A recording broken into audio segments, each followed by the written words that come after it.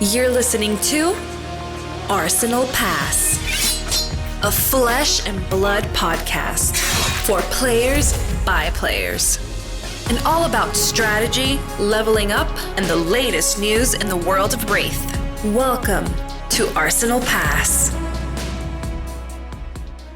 Hello everyone, welcome back to episode 157 of Arsenal Pass. Hayden Dow here with Brendan Patrick. As always, this is episode 3 years plus one, Brendan. How you feeling? I feel sick because I am sick. I don't know. I have a little bit of a cold right now, just in my throat and stuff. So that's a bummer, but it's all good. I have to say, there's only one Flesh and Blood event since the inception that I've been jealous that I didn't get to go to. That's the Calling Phuket. Yeah?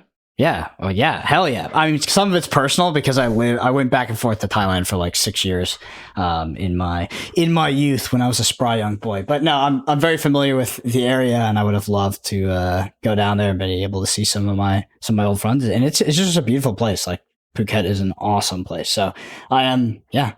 It's like the only event in Flesh and Blood where I'm like, damn, I missed out. Nah, I feel like you missed out on the Calling Queenstown as well, and you're about to miss out on the Calling Tokyo as well. Yeah, but I'm going to Worlds. See, I feel like you got to pick one or the other. Not if you live in APAC, so I understand. But for me, I definitely got to pick one or the other. So I'm happy to pick Worlds. But yeah, Calling Queenstown definitely missed out. You're right. I forgot about that one. I've repressed that memory. It makes a change when all the events aren't like, you know, in North America. So yeah. I'm happy to have some choices and events to go to. And that's kind of what this year's been for APAC a little bit. Like there's actually some choices and events to go to. Obviously, like you say, Calling Phuket just happened. Tokyo World Premiere and Calling coming out very soon.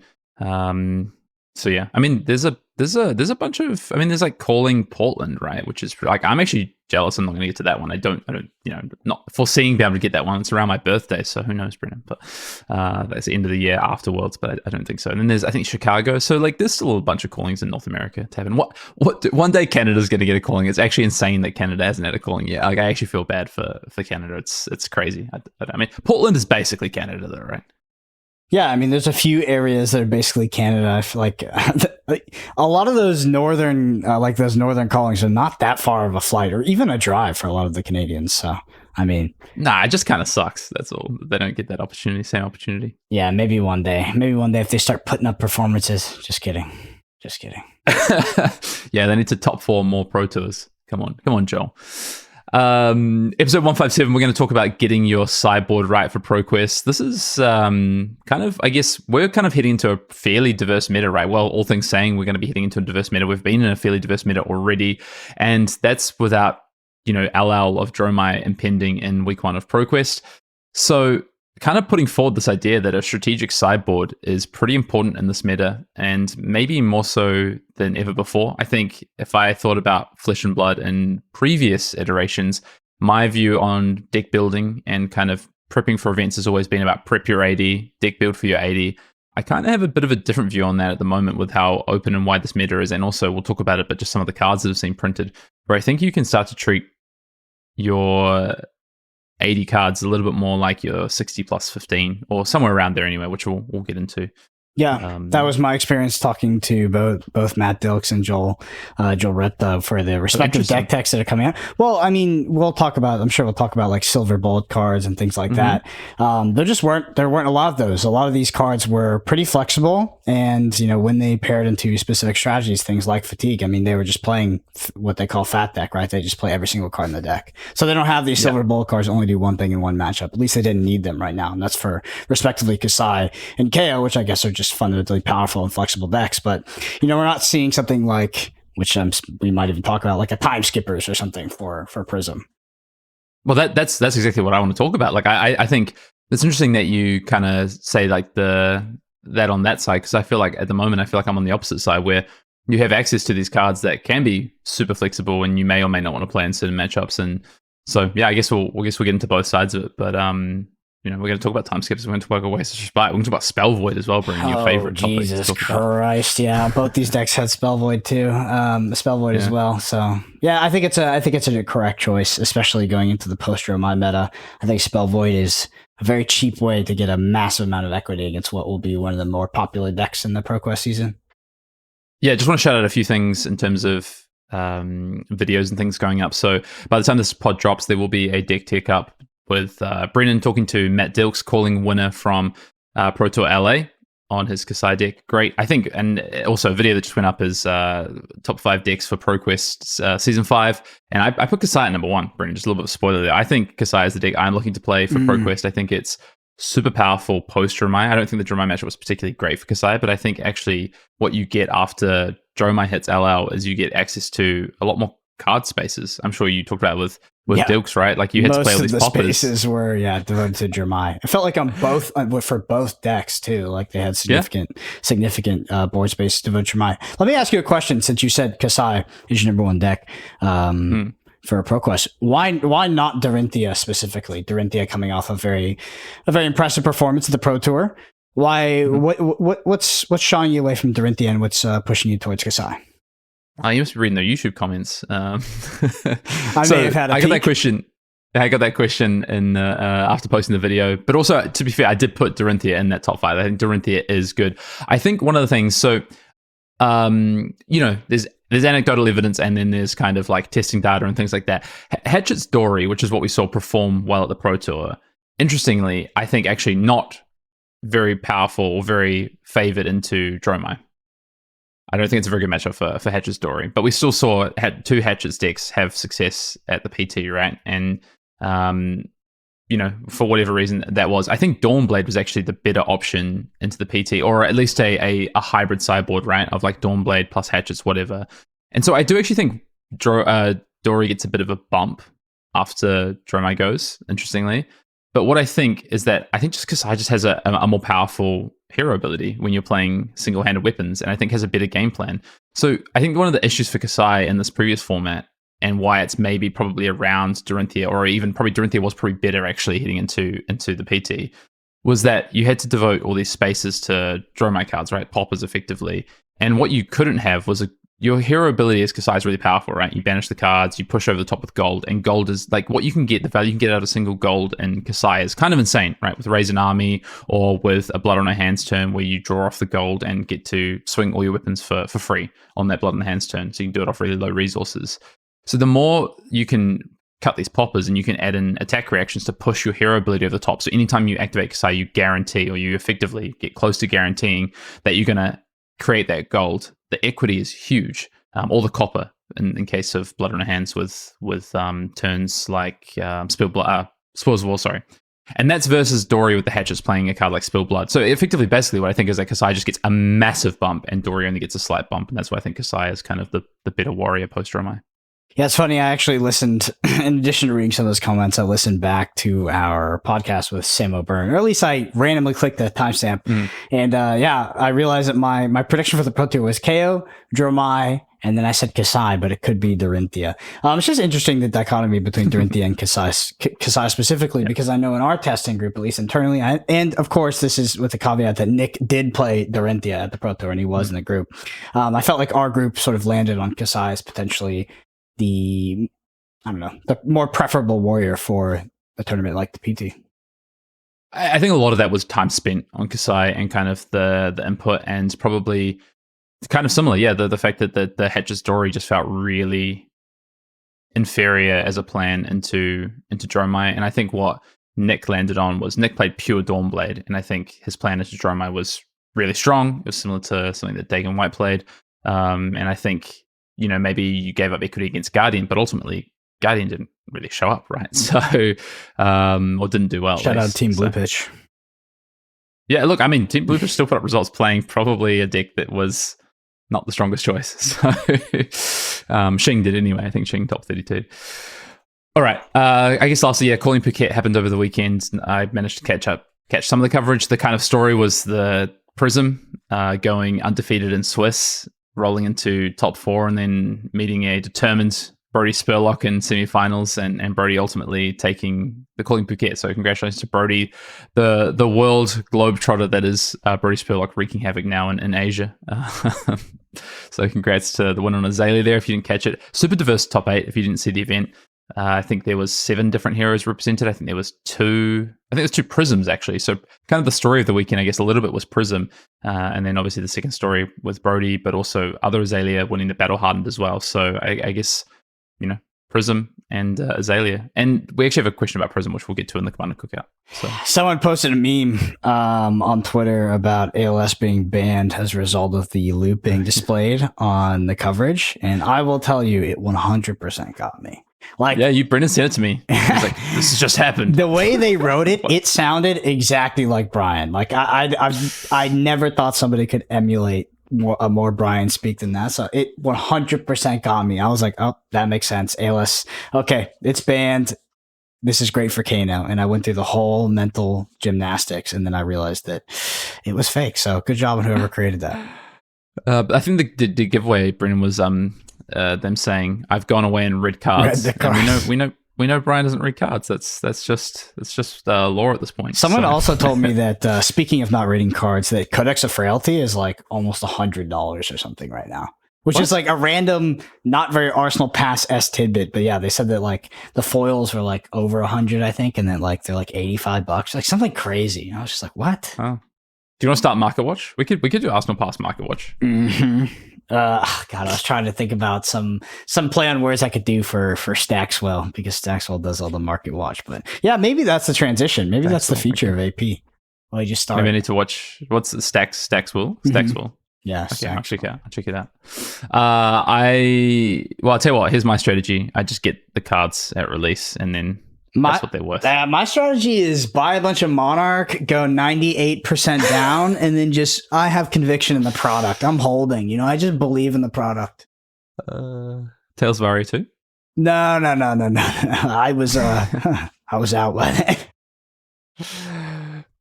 All right, let's get into some other news. I want to talk Part the Misfail.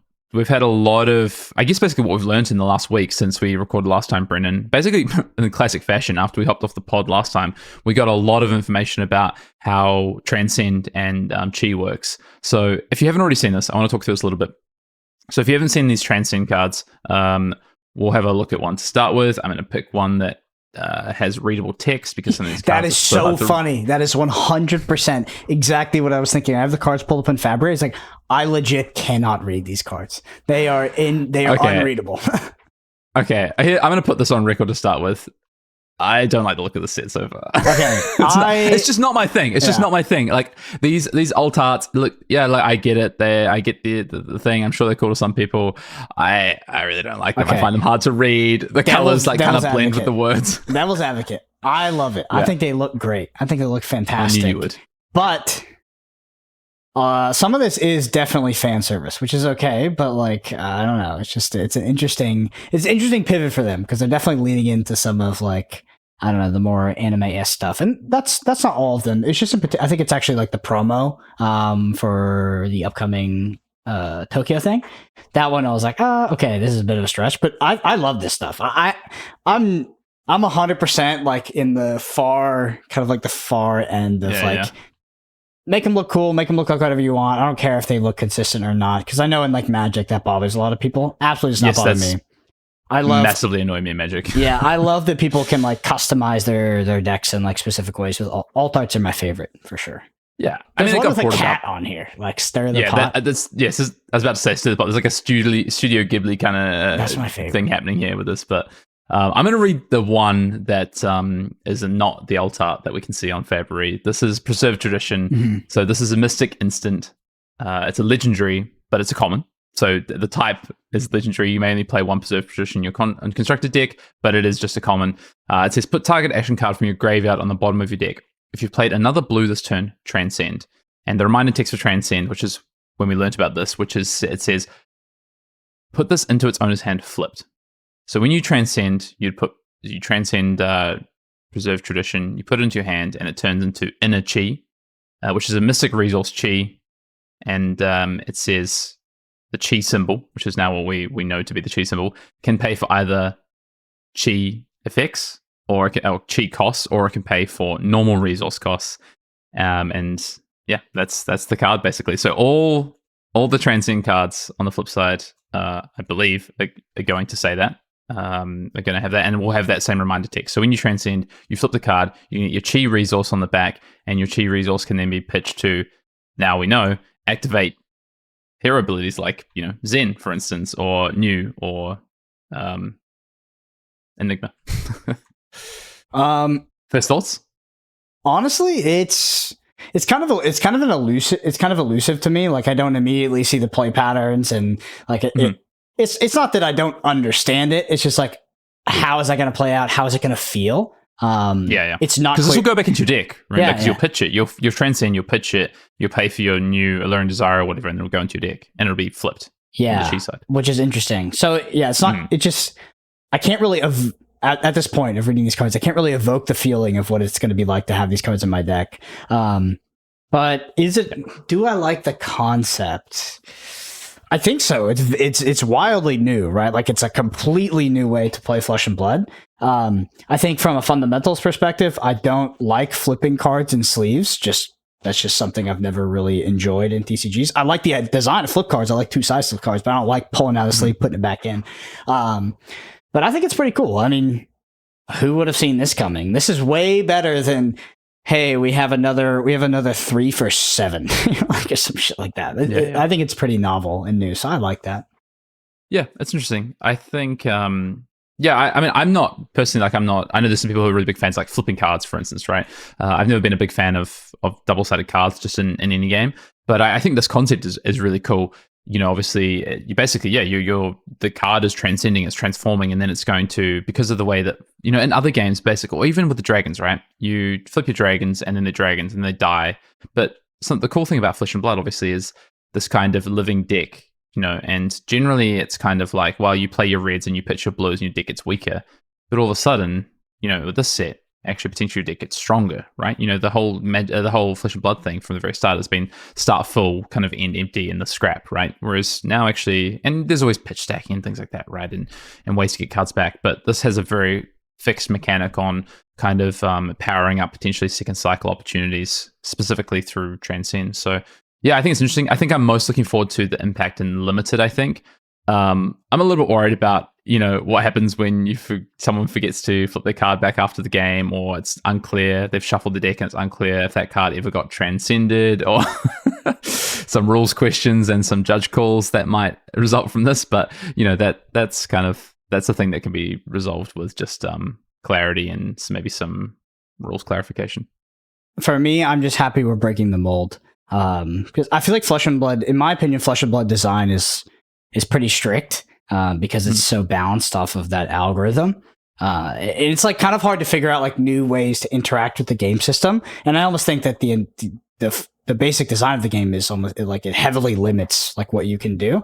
So it makes me happy that they've both found ways and are willing to implement ways for you to engage with Flesh and Blood in a new manner, because it's not immediately clear. If you're like, hey, if you asked me a few months ago, like, hey, how do we design interesting Flesh and Blood cards? And by interesting, I mean not 3 for 7s. I'd have been like, I would have had to have a serious think, and I probably wouldn't have come up with this. So I'm happy that we get something totally new.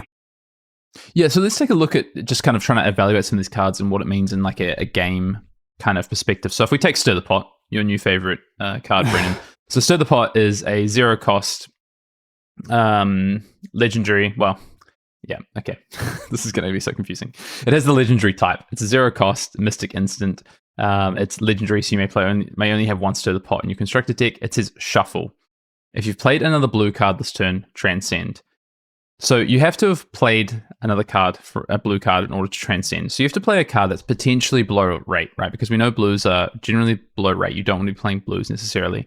The effect on this is shuffle your deck. So how do you put a value on shuffling your deck? It's kind of hard, right? It's kind of contextual a little bit. Generally, shuffling would have basically close to 0 value, I would say, in the game generally. But you might be able to, that might change with a set. This costs 0, but it costs you a card. So it basically is a full card to shuffle. But if you've played another blue card, which is potentially already below rate, what you're going to do is you're going to immediately transcend into Chi, and you get the resources back into your hand. So effectively, if you've already played another card, a blue card, you're going to get this back into your hand as a blue resource card for free, right? And then also have it as Chi and already be able to activate an ability. So say there's something like your hero ability, for instance. Maybe in this instance, let's take Zen. So Zen, if you are familiar with Zen, is once per turn instant chi, so 3 chi resource. Create a Crashing Tiger in your hand. Search your deck for a card with combo, banish it, then shuffle. You may play it this turn. So, for instance, I played another blue card first, and then I played my Stir the Pot, shuffle my deck, I flip into Chi, and then I activate Zen. What kind of value am I getting off that? Well, again, that's contextual because it depends on the value of the Crouching Tiger. But I do get to go and search for a card with combo, banish it, and play it this turn. So I've at least turned my blue into a combo card, the combo card I need, plus a Crouching Tiger. So I'd say it's probably, it's like up on value of that blue card, of that Chi card, but I've had to play a blue first. So maybe somewhere around even, but then I also get the Chi in my deck. So the value is super complicated, I think. It's really hard to understand exactly what the value of these cards may be on face level, kind of valuation, effectively, on how we kind of look at these cards. Yeah, good. It's like the least interesting thing about Flesh and Blood is sometimes the value of a card is printed on the bottom left. I like that it's convoluted. What do you think about all these cards being legendary so far? Yeah, it's interesting. I think I don't know why. I mean, I guess thematically I can understand why to a degree, because you can have just one copy of the Chi, so it'll turn into the Chi. So we know that Preserve Tradition, for instance, turns into Inner Chi, but we don't know what the other names are. Are they all Inner Chi? Don't know, because on Inner Chi it says this transforms from Preserve Tradition. So I assume these are going to have different names. That way you can understand the card. But I don't know. I don't know if they necessarily needed to be legendary. I guess we'll find out. Some of these effects might be super powerful. Again, it's really hard to tell. There's a lot of like graveyard hate in this set as well, which is interesting. So you have just new in general as a hero ability, but then you have Passover, which is banish target card from opposing hero's graveyard. If you've played another blue, this turn it transcends. So yeah, we will see. We'll see. It's convoluted and complicated right now, which is a good thing. I think ultimately the art is evocative, the heroes look cool, and the design is novel. It is unique. It is very different from anything we've seen in the past. So that all gets a big thumbs up for me. Yeah. Also, just to say, when I say graveyard hate, I mean obviously if you've read New, it is partly for New, definitely, because New says look at the top. So pay the Chi cost. Look at the top card of opposing hero's deck. If it's blue, you may banish it. But then it's a full stop between New's next text line, which says, until end of turn, you may play blue cards from the hero's banish zone without paying their resource cost. So you don't have to banish the blue card you're going to play this turn off of that new ability. You could have banished it off, some of these cards that have graveyard hate. Or, for instance, New also has this ability that says your attacks with stealth get, when this chain link resolves, banish all action cards defending this way. So you banish a blue card, the blue Macho Grande, you just banish from your guardian opponent. Then you activate New at some point and you banish a red. You see a red, that's fine. But until end of turn, you can still play blue cards because you pay for that ability. So I don't know. New's really interesting, honestly. I'm kind of a little hyped on New. Interesting. I also think New's very cool. Playing your opponent's cards is cool. Yeah. I'm interested to see how it will play out if it's like an actually powerful deck. If people are siding out some of those more powerful blues, like if they're no longer included in the list because they're liabilities. But that would be a good thing, right? That would be a metagame, like a metagame adjustment to, and like a very reasonable one at that. You don't add in the Macho Grandes or the Terra Sunders into your deck because New is the best deck in the format. I think the other cards I just wanted to briefly mention is these cycle of effective blues that turn into reds, kind of. And what I mean by this is, I'll read them. So we've seen Droplet, which is a mystic action attack at common. It defends, it costs 0 cost. It's blue, defends for 2, attacks for 2, and says if you played another blue card this turn, it gets +2. So effectively, if you've played another blue card, it turns into the rate of a red card. I like that. I think that's quite interesting to basically have the value printed of a blue, but interact with other blues to turn into almost a red at face value. So you've got these at 0, 1, 2, and 3. So for instance, Tidal Surge is a 3-cost blue mystic action attack that attacks with 2 and attacks with 5 and defends for 2, and says if you've played another blue card this turn, it gets +2. So you get to turn into a 2-card 7 if you've played another blue this turn. Can we talk about the tragedy of not having a mystic wizard in the set? No. Let me point to a card. Orion or Ori on of Mystic Tenets, 4 costs, Mystic Instant at Majestic. It is a legendary. It says draw 2 cards. If she was pitched to play this, instead draw 3 cards. Well. That would be a fun card in Kano, but it is not. My local group chat was just like, they were collectively memeing about, not having a Mystic Wizard, because this is just like the exact card you would want. Probably be too powerful, but yeah. You just play it with Enigma. It's fine. Honestly, a lot of these heroes might play like Wizard, to be fair. They look super interesting. So Enigma might, honestly. Yeah. This is to come out of Cookout. Honestly, Part of the Misfail, very interesting. I'm keen. I'm actually really keen for Limited in this format. It looks like it's going to be not value-based, which makes me really interested in what it might look like. So, hey, look, I know, I'm just throwing it out there now. We shall see. I am planning to be heading to the world premiere, so I'm going to get excited about that. Come on, Cookout. First of all, get your questions in. We've got a couple of great questions that kind of came in over the past week, but we still have space over the next month or two for other questions. So if you want to get your questions in, please do. We love questions that are kind of out of left field, a little bit different, make us think, maybe some things that you've been thinking about, but just haven't been able to find people to have a conversation with you about Flesh and Blood. We'd like to hear those. Speaking of which, we've got Man with Brisk from Discord asking, Brendan has been pretty dismissive of Prism due to the Brute matchup, but KO was the most popular deck in Phuket, and 2 Prism decks made top 8. Has he reconsidered his thoughts about where she stands? Is it really just a matter of there being very few strong Prism players to practice against? My evaluation of Prism was in context with the PT when looking to pick a deck, and those were our results. Have I reconsidered? I mean, there's pretty much no opinion I hold on any hero or any matchup in Flesh and Blood that I would not be immediately willing to throw out the window if there was different data. And if you are not like that, I mean, you're just a dumbass. So, like, I don't know.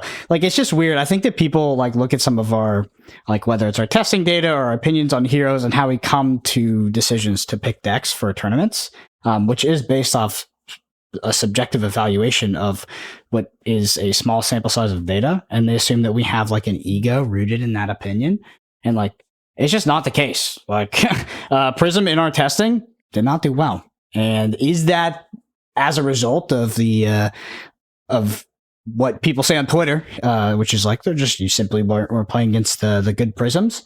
Is that a result of that? Potentially. I would just have to play against a good Prism to figure that out. That's simply just how things go. I know it's not as interesting as being like, no, I would never change my opinion. Prism sucks. But like, no, it was just like we tested it for the Pro Tour. It didn't seem to have a good matchup at the KO. And yeah, we ultimately decided to not choose the deck. Haven't revisited any opinion of the deck since then. I did see its power displayed on the calling in Phuket, though. It looked fun. I like locking people out, so I'm intrigued. Of course you do. I'm intrigued. I think what's a really good point there is, I just want to highlight what you said, Brendan, which is, when data's presented, you're in no way, shape, or form married to a thought of a matchup or a deck's performance. And I think sometimes people think that you talk in absolutes, in terms of that, and like you have these views. But Brendan is actually probably one of the most of the people I know in terms of that I've tested with or worked with, ready to like, jump to understanding a new perspective of a matchup potentially, honestly, like with when data's presented. So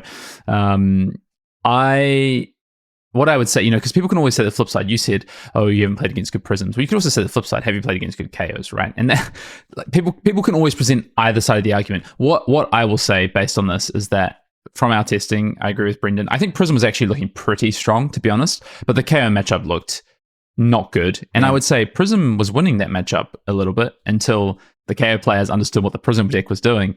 And then it just looked like a bloodbath a lot of the time, honestly. It looked pretty one-sided a lot of the time is what I would say, actually. But I would say overall KO was kind of just cooking the Prisms after a while. So, I didn't see any KO versus Prism matchups over the weekend. Obviously, the Prism player is a very good player and was playing very well over the weekend, the one that we saw on camera multiple times. But I didn't see them get to play into, like, I was really hoping to see the Prism player Chu Heng, who I know you're aware of, Brendan, one of my favorite players from Singapore, was playing KO. I was super keen to see Chu Heng play into into Vesper and see that matchup, because I think Chewing's a famous Prism player. I think Chewing might have understood that matchup better. So yeah, I always the one in particular that always gets labeled on me, which is just like not a position I hold at all, and I guess it's like almost memified at this point, is that I think that Bravo is like a fundamentally bad hero in Flesh and Blood, which is just absolutely not the case. I thought that Bravo was worse than Old Tim, and if you didn't think that, okay, you're crazy. You're probably in the wrong, to be honest. Let's be real. If we look at data, you're probably in the wrong. And then also, I think that Victor has a lot more potential than Bravo. Not that it's better in every single metagame, but I like Victor as a Guardian more than Bravo. And people be like, I want an armory with Bravo. How the fuck could you say that? And I'm like, what? Like, what does that have to do with anything? And you can escalate armory to Road to Nationals, calling, whatever. It doesn't mean Bravo's bad. It's just I've liked the other ones a little bit more.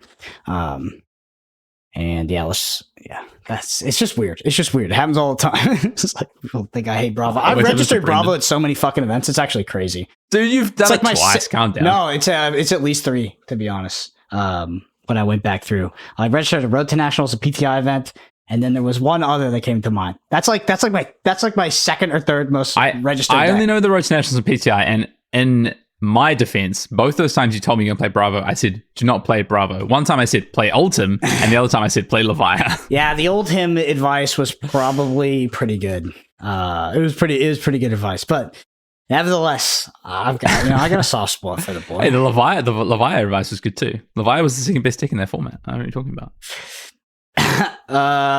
All right, on to the main topic. I want to talk a little bit about this idea of sideboarding in Flesh and Blood. I think basically my hypothesis, right, Brendan, is that we've moved from a time where you talk about your 80 cards. You look at your 80 cards. Every time I've deck built or I've looked at matchup plans, probably prior to, actually, honestly, almost all the way up to heavy hitters, I've basically always looked at it as 80 cards. It's like, here's my 80 cards, or here's, and maybe in the early days a little bit differently because I was adjusting from Magic, but I would say the majority of my Flesh and Blood career has been like 80 cards, and this is how I want to use them. This is how I'm building out my 80 cards. This is what they look like in different matchups. And yes, I'm obviously siding cards out, but it was always like, these are cards coming out of my 80. And I think now there might be another school of thought, which is like, here's a 60 card main deck. Here's what my plan looks like. And not to say we haven't had this before, because you've had like super linear decks where it's like, here's my combo 60, or here's my like aggressive 60, and then there's my sideboard for certain matchups. But I think even the mid-range decks want to do that now. Like, here's my core 60, and here's my 15 cards. And the reason I think that is, there's a few things. I think there's more silver bullets than we've ever had before for matchups, where cards do overrate of what any other card might do in that particular matchup. Because I think previously you walk into a matchup and it's like, okay, I can have like 6 to 9 cards for this matchup, and they kind of help me build out that matchup. I think a great example is I build my pop account against Dromai, for instance, or against Prism to have more impactful cards against that. Another example is like I add in 6 to 9 defense reactions to give myself the opportunity to value trade or have it stop big turns from Warrior, for instance. But now I think you have more silver bullet cards effectively. So I think about cards like Time Skippers, in the Prism matchup right now. I think about Spell Void against Kano specifically. I think about Oasis Spite against Kano specifically. I think about there's a lot of cards against Kano, Brendan, and I know you're aware of this. I think about, kind of having Unmovable, particularly against Azalea, to stop like a key turn that might value out at higher damage, as opposed to just defense reactions as a flat example. I also think that multiple game plans can pay off in this meta. So you might think of like a Switch sideboard, traditionally something like Dash. I'm a Dash items plan versus a Dash boost plan. And I think that is there. But I think even more heroes can do that before. So I think Katsu has that ability. I think you could play an aggressive 60-card combo Katsu with like a defensive package in your sideboard. You could play Azuri with a similar kind of thing. I think Guardian has that ability right now, where Guardian's like, okay, I'm a defensive deck, and then I plug in basically these go again cards from my sideboard of my 15 cards for matchups where I want to be aggressive. So it's almost like a modal sideboard. I think the power of like trading linear aggressive plans versus defensive plans has more merit than it ever has before, because I think there's a lot of the power level overall, I think, is a little bit lower. And then redundancy of cards looks a bit more similar, but you can move in cards that have modal aspects. So like a Sink Blow, right, is a one mode. It does one thing, right? And Red Snatch does one thing. Like it, whatever, you can block for 2, but it does one thing. It attacks for 4. And I think we've had metas previously, we've had such power level that these cards kind of were only okay, but honestly, these cards are so powerful right now. And I think the modality of cards and what you can do with your sideboard, I just think we haven't been in this meta before. So all that to say, also, actually, sorry, the last thing, which I know is something you talked about with like Dilks as well in the deck tech, is this idea of just like adding extra cards versus fatigue, just as options. There's more redundancy of cards. So basically, that's why I think right now there's this kind of shift, or this can be the shift of like looking at a 60 and a 15 card sideboard more than ever before. So I've never been an 80 card gamer. This is not like. What's funny is that both these things are kind of the same thing. It's just a way of approaching it. Yes, they're a little bit different, but I've been more on the 60 plus 15 school of thought. That being said, I would usually do something more like a 50, like Kano, bro. Well, not like, but that's the thing is I would usually do something like a 52 card core, plus cards that come in and out based off the matchup. So the 52 card core, 50x card core, could be 47 or something like that. It's just like whatever cards never come out of your deck, they're core. And then the other ones fill in your deck, depending on the matchup. Your core could change, but it would be an outlier. Let's say it's the next set and you're playing Gets New and you have Terra Sunder and Macho Grande and you have these extra blues that you could add in for free out of your sideboard. It's like, okay, your core might change, but ultimately it never changes. That is what your deck is trying to do every single game. And then you just kind of add in cards based off the matchup. That's how I've always approached it. And yeah, I guess what's funny is you mentioned that Kano is actually the outlier. Kano is I have 60 cards, and then I have this pile of cardboard that sits in my deck box that I never utilize. Yeah. Basically, you have 62 cards because there's a 3 Bear Tunic is your 61st card, and then your 62nd card. Did we ever tell the story of Threadbare Tunic at the Pro Tour? My story of the night. No, go. A little bit of a tangent. So as we were sitting in Hayden's room, and he was listen to the loud he was very Spanish music. Graciously put on some music for us for that night. It was getting a little late, but he likes to blast music. And I was like getting my last few cards from my Kano deck. I needed to borrow some from Hayden. Hayden gives me a Threadbare Tunic, and I'm like looking at the card and I'm like, you have to like do some different sequencing with this, don't you? And it's like, yeah, there's like this, you do it in this sequence. I'm like, what do you think are the chances that, like, what do you think the EV is between me fucking this up versus me just playing Spellfire Cloak? It was like, oh, Spellfire Cloak, higher EV. And I was like, I don't even think I said anything. I think I just pulled the Spellfire Cloak out. I was like, Spellfire Cloak, put that in there. I'm just going to do that. Yeah, so I just didn't play Threadbare because I was like, I can't be bothered to potentially mess this up. Anyway, so that was going to be my joke, was 62 cards. 61st is 3 Bear Tunic, 62nd is the Spellfire Cloak. Yeah. But yeah, that was a 60 plus 15. I want to say the idea of the 80 card gamer, right? I actually think is the same as the 52 card gamer. Like, I think they're the same philosophy, just different approaches. Like, here's my 52 card core, and like 8 cards are different every time. And so effectively it's like 52 plus 23, right? Yeah, because five base equipment. Or 52 plus either 28 or 23, depending on how you look at your equipment as well. But for most people, it'll be the same equipment every matchup. But I think the 60 plus 15 is a little bit different in that you're shifting like specific cards for non-specific cards. So like your sideboard of 15 cards are very specific cards for specific matchups, which we're going to talk a little bit about what those cards might be in this meta. But then you're taking out cards that are not necessarily specific for matchups. So, for instance, like if I said like Guardian previously, it's like, okay, I have like my Zealous Beltings in my sideboard, and I'm only going to play them against XYZ matchup. And so they're part of my 23 plus 52. And then they take the place of like a defense reaction potentially in a matchup, right? Whereas I think when I look at something like Victor, for instance, like your 60 is really kind of set because you want to have a certain number of attacks to win your clashes. But when your clashes don't matter, then effectively you're like, okay, I can trim down on that a little bit. But the cards you're taking out, the attack actions you're taking out, aren't necessarily specific cards like they were if you were playing Ultim and you're like, okay, I specifically want either defense reactions or I want these go again attack actions. So I just think I think there's like, and the reason I want to point this out is because I think when we talk about the 15 cards in your sideboard, I think you need to be really really clear on like why a card is in your sideboard right now, as opposed to previously it's like, oh, okay, well, it's just a plug and play piece to my 52 cards that I play for a group of matchups.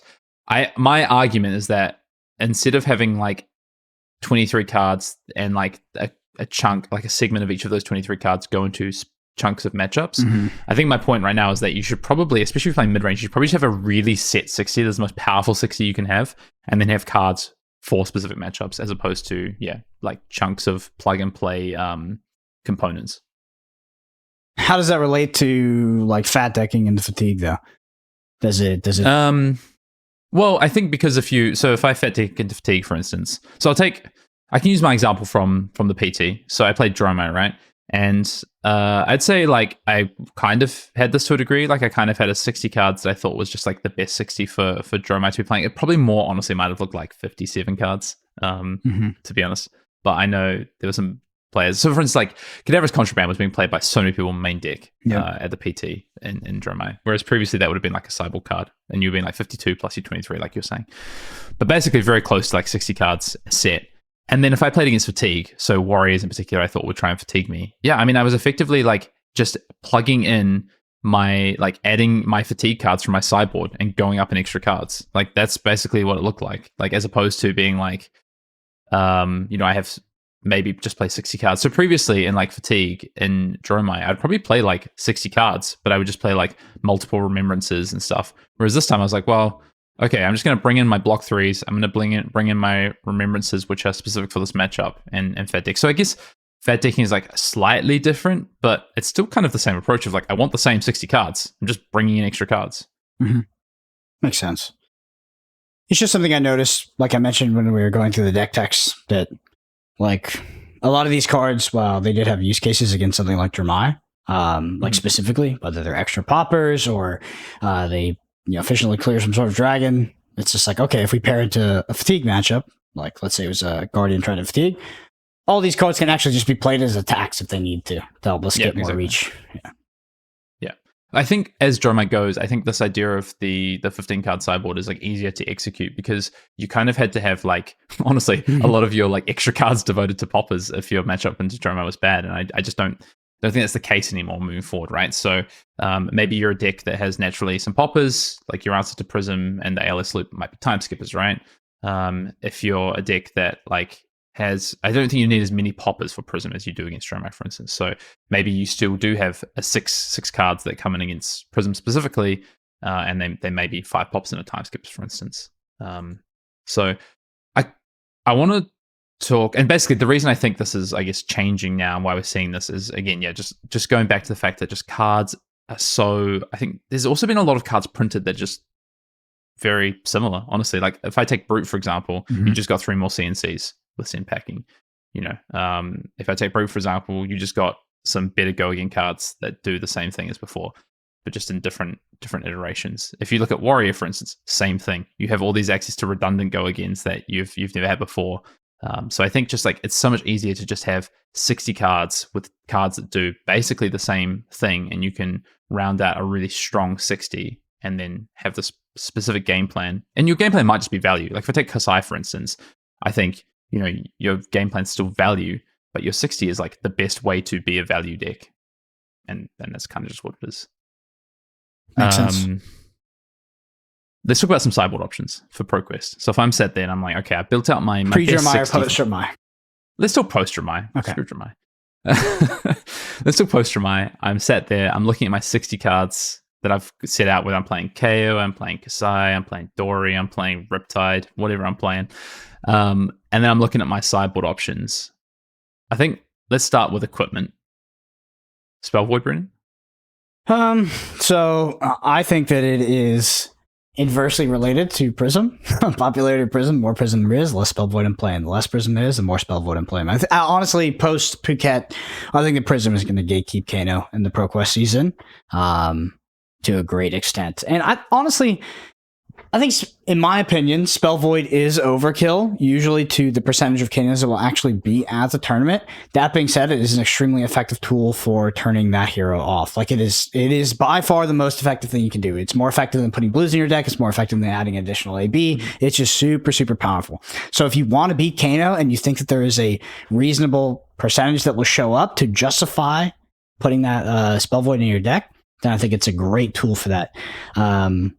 Yeah, that being said, in my opinion, whether it is equipment or it's the additional 15 cards that you have in your sideboard, I believe that every sideboard slot should be fighting for its life. Unless you're playing Kano. Unless you are playing Kano.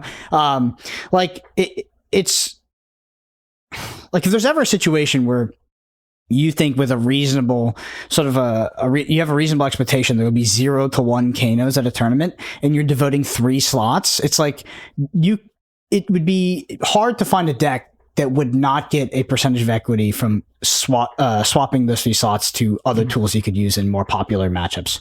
So I think it's very meta dependent, but yeah, in regards to equipment, if you want to be Kano and if you think it's worth it, because even if you end up losing to the 1 Kano of the tournament, and there is just one, and it's like a 50, that just happens sometimes. That's okay.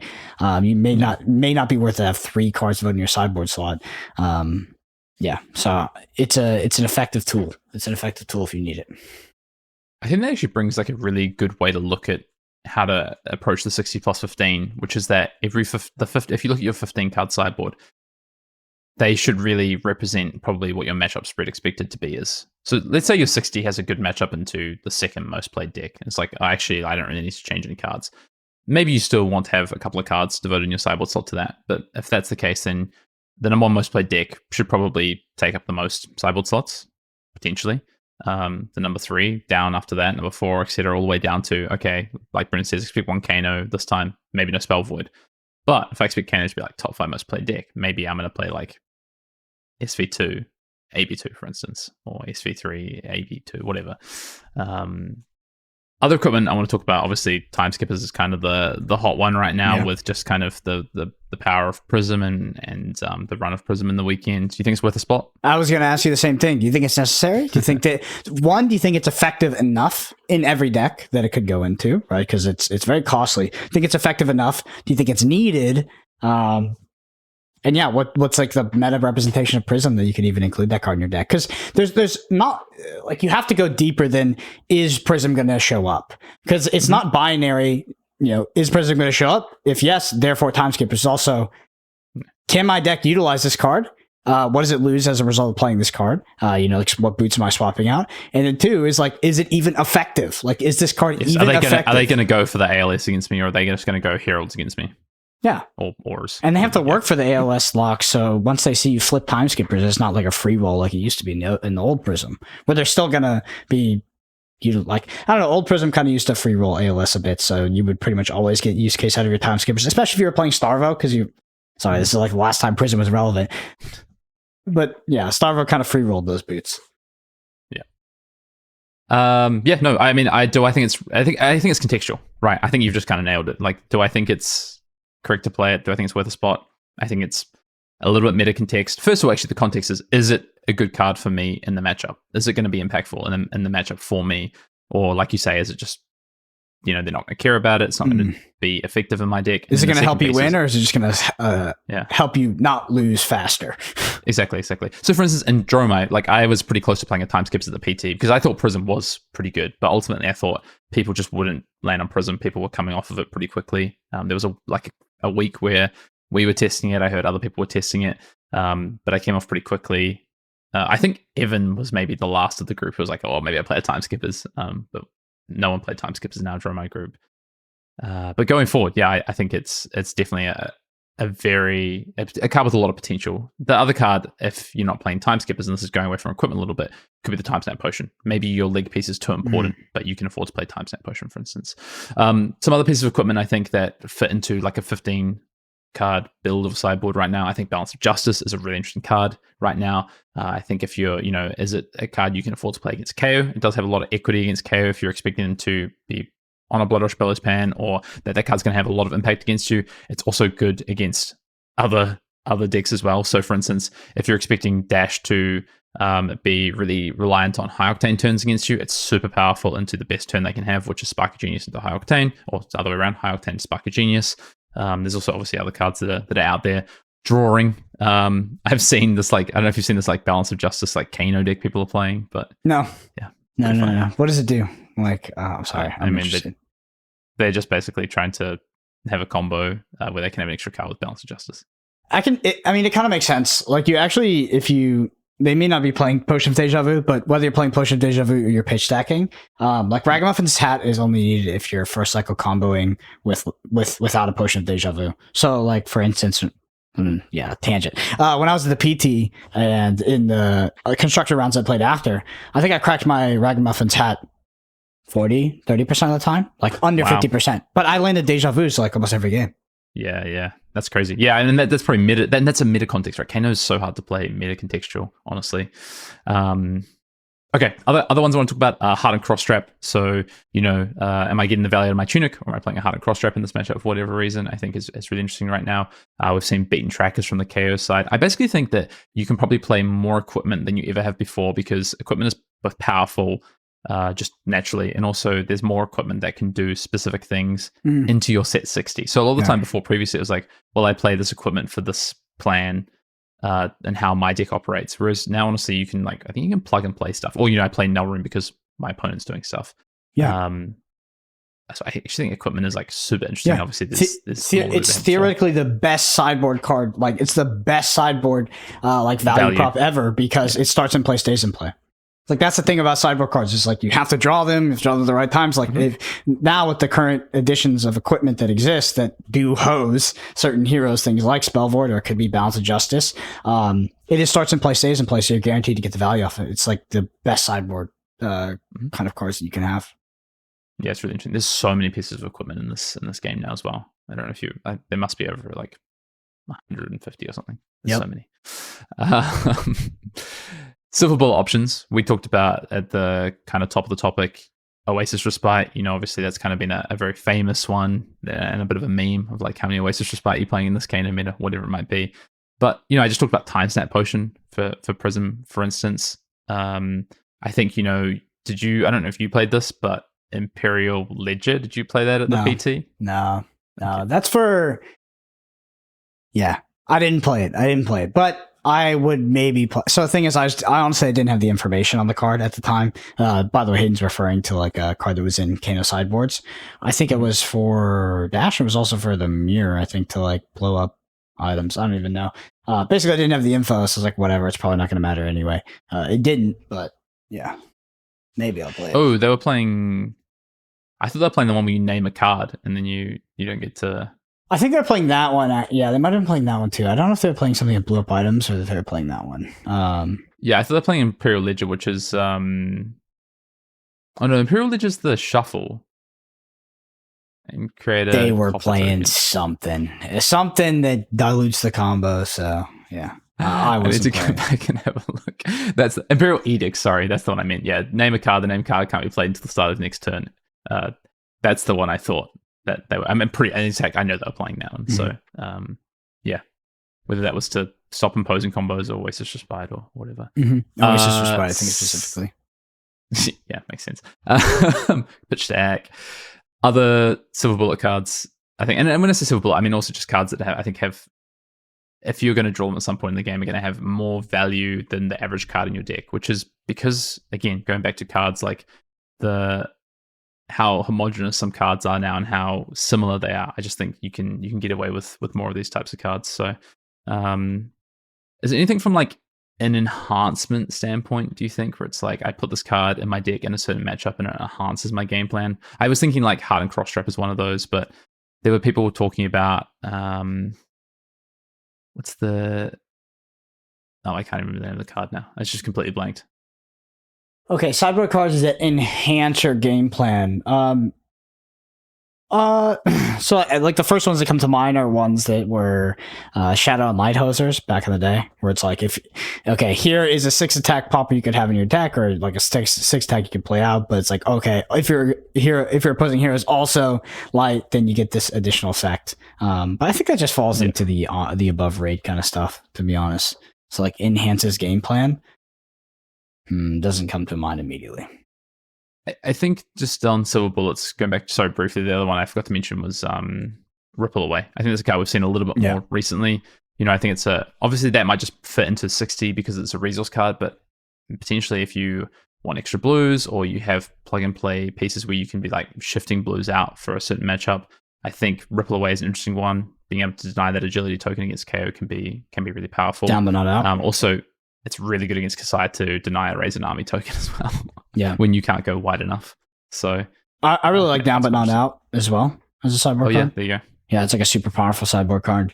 I remember they were on like much higher copies on the KO deck, but it can be very polarizing in KO if played at the correct time. Like, yeah, I mean, you're talking about a matchup like you talk about a true mirror that can be very back and forth, and one player gets value of Down but not out. It just feels very unfair.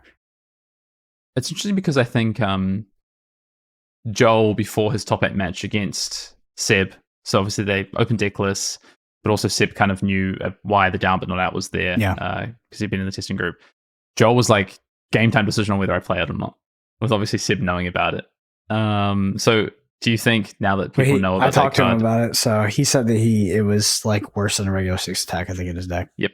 Yeah. That's pretty bad. It was funny, when I was watching them test, I was like, oh, you're going to play the Down but not out. And like, oh, game time decision. I was like, oh, I feel like I wouldn't play that card. But I thought the card was, I don't know. I think once the card's known, I think it's kind of whatever. I think that's why one copy is like probably the correct amount, honestly. Yeah, that's like once they see it. It's like a historical TCG dynamic where you face an opponent, they know something in your deck, it requires them to play in a certain way, so you side it out of your deck. I mean, there's extremes of this in Magic where people basically side out the win conditions of their combo. So when they get to the combo, they demonstrate a loop, but they don't demonstrate the win condition. Their opponent concedes on the spot. I don't think it happens anymore, but there's some 90s Magic tournaments where people did that. Basically, they had like didn't have the win con. Yeah, they had two. One specifically, I can't remember who it was. He had like 2 win cons in the deck or something like that. Both the same card. One of them got milled away or got taken away in a way. He starts comboing, but he's actually sided out the other one, so he only had the one of. He starts comboing, shows the pattern, opponent concedes, and he wins. And I think it's like a Pro Tour too. I can't remember. Kind of feel like it was it's whoever was famous for like one of the first combo decks that existed in Magic. I don't know if it was Mark Justice. I can't remember. Maybe it sounds like a Justice thing. Yeah. I want to quickly talk about some other cards that I think are interesting right now. Battle You Got as a sideboard option, I think it's quite interesting. Warmong's Diplomacy, I think it's quite interesting. Hold the Line, it's particularly quite interesting. Some of these are resource cards, right? So they might just be able to fit in your deck naturally, but I don't particularly play Hold the Line in certain matchups. It's a 2-block that kind of, can be a little bit of a liability in some of those matchups. But those are cards I particularly like as well as potential kind of cards in my 15 that are going to be super impactful, I think. Yeah, and they were printed, like a lot of these cards, especially like Down but Not Out, like is printed as a sideboard card. It's just like this gets insane. It's like insanely above rate in the right matchup. Yep. Yeah. Smashing Performance is another card. I'll throw it there at the moment. Silver Bullet right there. It's going to be, for a specific matchup. No Fear, I guess, to an extent is kind of that. But I think a lot of people looked at that card just for the sheer value of what that card could do. Definitely. It's a funny sideboard card. Cast Bones. Yeah. I guess stay tuned for the deck tech where Joel dives into why that is a sideboard card and how they utilize the card. But one of the most above rate quantitative, if you want to take your bingo cards in Flesh and Blood is actually ended up being a sideboard card in the KO deck. Interesting. Okay. Yep. I mean, we know that some people didn't even play it at the PT, right? Yep. So cool. I mean, that's kind of the main ones I wanted to hit on, I think. There's so many more examples of this, but basically I think what it comes down to is we're going to more and more, see like solidified 60 cards because of just, again, how similar cards are, game plans being fairly specific, even if they're value game plans, just cards doing the thing and having reasons to be in the deck. But then a lot of cards that can be significantly above rate in certain matchups because of their impact on the game, or because of the text that's printed on them in relevance to how it interacts with your opponent's board state. So, like Smashing Performance, for instance. So, that's kind of where I honestly think we're heading a little bit in this next meta, and we'll see how it shakes out of a ProQuest season. But yeah, I guess my number one kind of tip would be have a look at your deck and have a look at your sideboard or your sideboard plans at the very least, if you're not kind of on the 60 plus 15 idea, and look at like how impactful the cards in any given matchup. And I would suggest if you're playing one of these kind of more mid-range decks, you probably want to have a 16 plus 15 and have that 15 cards have the most impact it can for your meta. What are you playing for ProQuest season? I think I'm playing Kasai. I think it's gonna be a K deck. You know, you're gonna play Kano, huh? Katsu, Kano, KO. What do the new heroes have a K? No, it's just Zen. I don't know why I thought Zen was Ken. We can call him Ken. Yeah, Ken. I'm playing Ken. I'm just Ken. I think, do you know what? There's one hero that's interesting me quite a lot. Should be tangent out of this main topic. Betsy. What? Betsy, man. I saw some degenerate stuff posted in the Betsy channel during the PT testing. Well, it was something ridiculous. I can't remember was it some sort of combo? What was it? I don't know. It's probably the number one Copa though. We already know this. Yeah.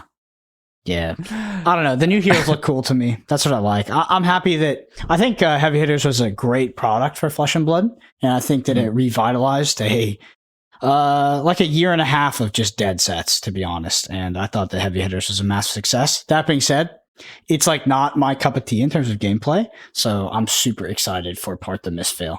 Like everything just reads like, oh, okay, this is exactly what I want to be doing in Flesh and Blood. I have a question for you. Is blocking good in this meta? Like in this meta, you're asking a Kano player. Yeah, but just like holistically, do you think like defending is good in this meta? So like the reason I say that is because what's the top decks right now?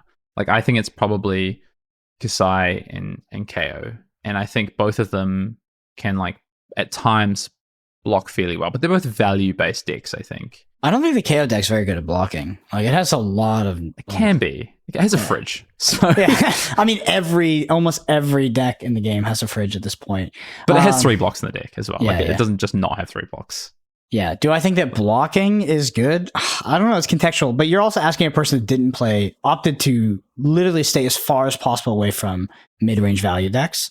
Like the deck that I play blocks all the time. It loves blocking because it sets up an energy potion on its own turn, and then it just wins the game in a single turn. But from the decks that I recognize as top decks, it seems like blocking is very core to the strategies. Maybe not KO, but the Warriors, like they definitely want to understand they want to be blocking with 2 cards and then getting value out of the 2 cards in hand because they're above rate weapons and things like that.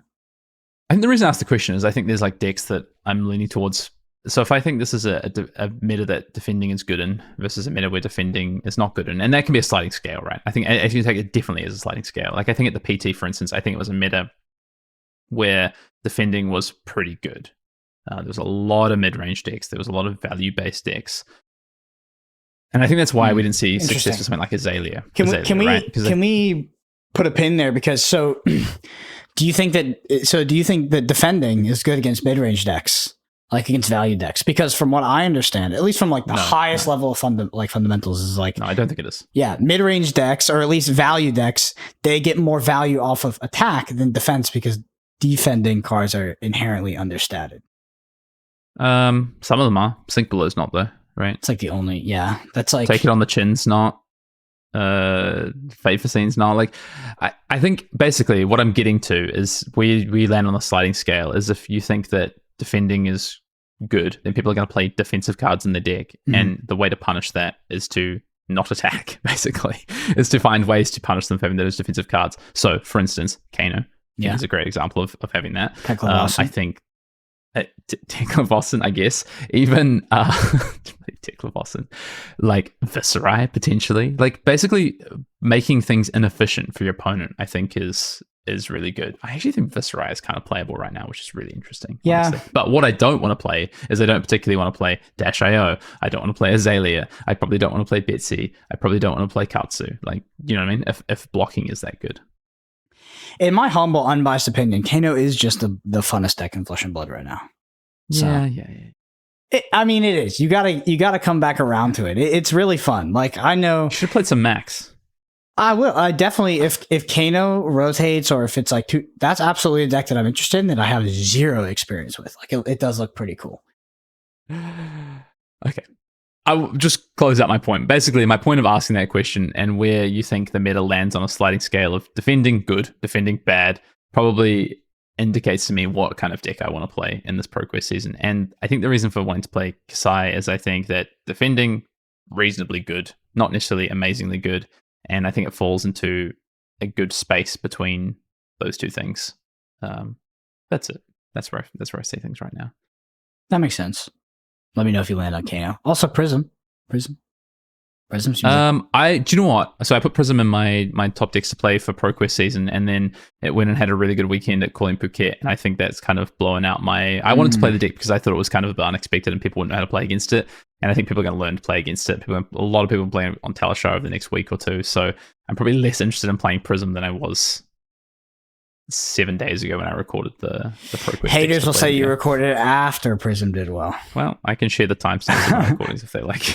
I recorded it on Thursday. Fake news, don't believe it. All right. Well, if you listen to this podcast, you enjoy it, the number one thing you do is leave us a review on the Apple Podcasts or Spotify. There's a video version of this on YouTube, youtube.com/ArsenalPass. We do have tons of deck techs coming. So we have Kasai with Matt Dilks, KO with Joel Repta. Hayden's got the other 1 to 2.